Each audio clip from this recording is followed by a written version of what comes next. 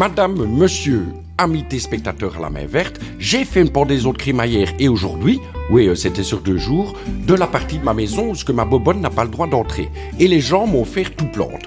Il en a tellement que je suis obligé de retourner dans la partie de ma bobonne jusqu'à ce qu'elle soit toute fanée. Je parle des fleurs, évidemment, ma bobonne l'est déjà et convenablement. Bref, entamons la saison comme on a terminé la précédente avec Francis. À toi. Mais dites-moi, c'est la fête des grappes aujourd'hui. Que c'est doux, que c'est bon. Regardez, là je la titille, elle ne se sent plus. Allez, un dernier plan sur cette merveille. Oui, bon, moi je me tiens à l'écart parce qu'elle fouette, même si mon odorat n'est toujours pas revenu. Mais oui, à force de sortir sans écharpe, j'ai fini par rattraper le coup vide. Et le pire, Wap hop Francis, que je te coupe, je fais une expérience moi ici. J'accroche tous mes pots de fleurs à l'envers et je regarde combien de temps ça met avant de voler par terre. Alors forcément le haut du pot est en bas et le bas du pot est en haut, vous l'aurez compris. Grâce à ce fil dentaire qui tient tout le bazar, tous les restes de nourriture qui traînaient dans ma bouche, et croyez-moi bien qu'il y en a, vont s'agglutiner ici et faire compost.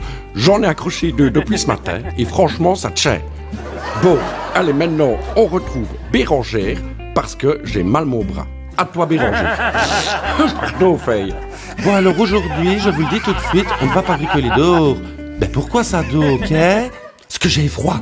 Ben oui, avec ma belle dentelle. Alors soit, vous allez me suivre derrière mon établi, suivez-moi. Ben suivez-moi. Bon alors comme Luc, j'ai retourné un pot, mais moi je clappe du fil de fer autour. Pas facile, là je n'aurais pas dû mettre mes gants, c'est trop grand mes gants. On m'avait dit pour l'émission, tu mets un chemisier élégant, j'ai mis un chemisier élégant. Oh, pas facile à se trouver cette affaire-là. Éventuellement on peut prendre une pince pour serrer les bords. Le but, c'est que ça ressemble à une étoile, ou comme vous le voyez ici, un beau petit chien. Ouh, wouf wouf qui fait le chien. Wouf wouf. Oh oui.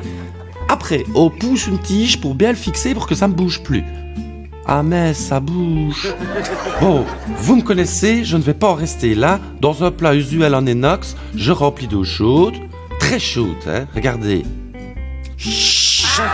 Oh, assez chaude pour émoustiller la tige. Voilà, et maintenant, triture la ferraille. Ah, c'est toute une affaire, hein, triturer la ferraille ainsi. Vous devez triturer pour que n'aille une forme de...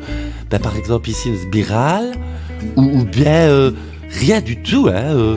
Me voilà bien mal embarqué. Aïe aïe aïe. Mais qu'est-ce que je vais faire, moi? Bon, bref, au bout de 2 heures, je suis tout de même arrivé à faire 4 grandes tiges que voici et qu'on va aller planter dehors tranquillement. Le but, c'est qu'on ne les voie pas. Ça fera paratonnerre si on jardine un peu par temps de pluie. Clac, on se prend un drill. Bon, voilà, c'est tout ce que je suis arrivé à faire, hein. Oui, je sais, c'est pas terrible. Si vous n'aimez pas, vous pouvez vous en servir comme pic pour akouski ou comme cure-dent. Mais il faut des grandes dents, hein? Eh ben, moi, je suis bien entouré, Bérangère qui s'y perd et Francis qui s'y mise. Bref, à la semaine prochaine.